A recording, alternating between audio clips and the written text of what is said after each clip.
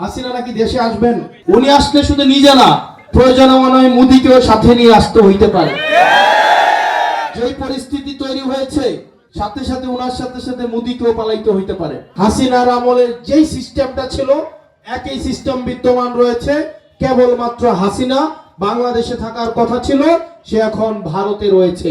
আমরা হাসিনারও বাংলাদেশ থেকে বিতাড়ন চেয়েছিলাম, একই সাথে সাথে হাসিনা ব্যবস্থারও বাংলাদেশ থেকে স্থায়ী বাংলাদেশ থেকে পতন চেয়েছিলাম। অত্যন্ত পরিতাপের বিষয়, বিএনপি সরকার হাসিনা কাঠামোটাকে অত্যন্ত সযত্নে, খুবই আন্তরিকতার সাথে, মায়া মহব্বতের সাথে বিভিন্ন ফর্মুলায়, বিভিন্ন সূত্র দিয়ে, ঐতিহাসিক রেফারেন্স দিয়ে সালাউদ্দিন সাহেব হাসিনার এই সিস্টেমটাকে এখানে টিকিয়ে রেখেছেন। মনে রাখবেন, এই সিস্টেম যদি টিকে থাকে, আবার কেউ না কেউ অবশ্যই হাসিনা হয়ে উঠবে। হাসিনা নাকি দেশে আসবেন।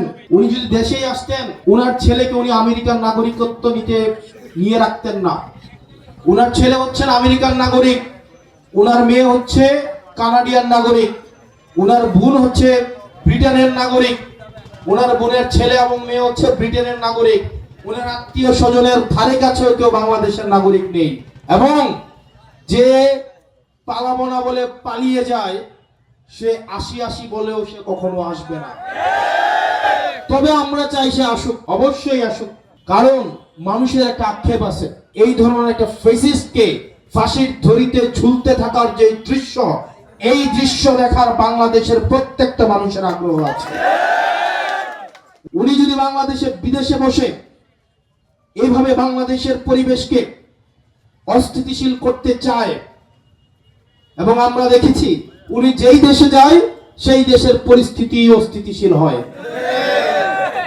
উনি শুধু এমন পরিস্থিতি এমন হচ্ছে, উনি আসলে শুধু নিজে না, প্রয়োজন মনে হয় মোদিকেও সাথে নিয়ে আসতে হইতে পারে। যেই পরিস্থিতি তৈরি হয়েছে, সাথে সাথে ওনার সাথে সাথে মোদিকেও পালাইতে হইতে পারে। সেই সার্বিক বিবেচনায় এগুলো রাজনৈতিক ভাবে এক ধরনের স্ট্যান্ড বাজে। এখন ইমু ভিত্তিক এবং টেলিগ্রাম ভিত্তিক একটি রাজনৈতিক দলে এই দলটা পরিণত হয়েছে। এই দলটা একটা ইমু ভিত্তিক রাজনৈতিক দল, যে রাজনৈতিক দল মোংলার এই শুরুতে একটা জয় স্লোগান দেয়, আর ওই যে খুলনা গিয়ে একটা বাংলা স্লোগান দেয়, এবং এই দৌড়ের উপরে একটা যাদের সিদ্ধত, এটা জিল্লুতির জীবন, আর এই দৌড়ের উপরেই থাকবে। কোন রাজনৈতিক দল মিডনাইটে রাতের 3টা বাজে মাস্ক পরে 10 জনের রুমের মধ্যে একটা মিছিল দিয়ে তাদের রাজনীতি হয়ে যায় না। এটা তাদের রাজনীতির যে কবরস্থ হয়েছে, এটা তারা প্রত্যেকদিন মানুষকে মনে করিয়ে দেয়, এটা হচ্ছে আমাদের করুণ পরিণতি। এবং এটা সারা বিশ্বের জন্য একটা উদাহরণ, যারা পৃথিবীতে জালিমের এবং জুলুমের শাসন কায়েম করবে, তাদের পরিণত হবে এটাই।